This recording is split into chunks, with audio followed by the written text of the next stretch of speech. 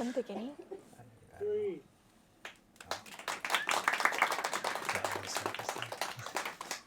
All right, good morning, everyone. It is Super Tuesday, and I think a big question for the Democratic Party is, like, how do we get young people to the polls? You know, I think it's about increasing their representation. We probably need more people from 18 to 25 years old in elected office. I think also on top of representation, we need to get young people involved in the political process a little earlier. I don't think it's that radical to say the 16-year-olds can seek out the information they need to make educated voting decisions. Right, and like a good example is like Greta Thunberg. Like, she's doing a lot for environmental advocacy. So we already see teenagers invested in social political issues, and I mean, they can drive at 16, and you know, they go to school, so they should be able to vote for issues that directly affect them, especially with like gun violence going on and school shootings. How do you guys feel about that? I mean, certainly could improve our education system if there's a lot more stakes at hand. It's like, oh, these kids are going to vote. Oh, man, we got to teach them some more valuable critical thinking skills. Right. Even if you want to do like a compromise, you could say that start letting 16-year-olds, maybe the same way we have a driver's license permit, you know, start letting them vote in local elections or statewide elections, especially because those elections often pertain more to them. It's, you know, funding for their schools and, you know, their communities. Exactly. So we're saying like the ability for 16-year-olds or the youth to vote translates into like younger people in office. And I mean, like, you can't expect trust in the youth if you don't give it in the first place.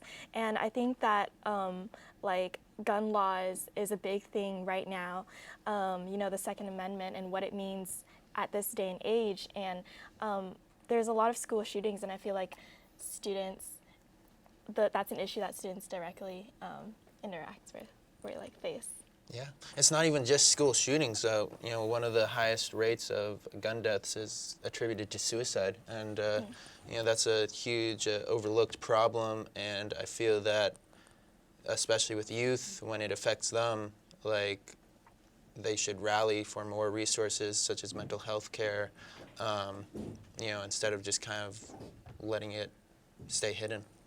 Right. Yeah, I want to ask, you know, what would bring more 16-year-olds, I mean, not just 16-year-olds, but just the young people in general to the polls? Because I feel like a lot of them have this feeling that this is an old person's game. This is, you know, you got to have money, you got to have age and experience to be in politics.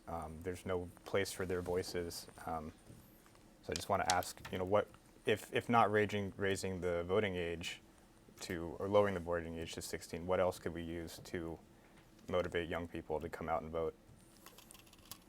Do we have a question from the audience? Yeah, so we have a question out here in the audience. Your name and your question, please. Hello, my name is Elsa. I really like your idea of having 16-year-olds vote. I have a daughter who will be turning 16 in April, and she cannot wait to turn 18 so she can vote. Do you think that reducing the age to 16 will actually impact the elections? Do you think teens will get out and vote? Yeah, especially, I mean, if we have a bunch of boomers eating up our Social Security and no young people having a say in their future, it will definitely make a big change. And we can see that there is interest in the youth to participate beyond the polls. Even here in our local election, candidate for City Council, Marshall Woodmansee, launched a campaign against, you know, established council members here, and he's only 19 years old. Yeah, I think that if we want legislation that reflects the current generation, we need to make sure that the youth has the opportunity to make those laws, and that it isn't impossible, that they aren't too young or don't know enough, and all of these like stereotypes associated with the youth that we need to really redirect and rethink and unlearn. Listen here, Zoe Lofgren, you can do this. You have the support behind you. I mean, we're young and we're actually conscious of these issues, so listen to us.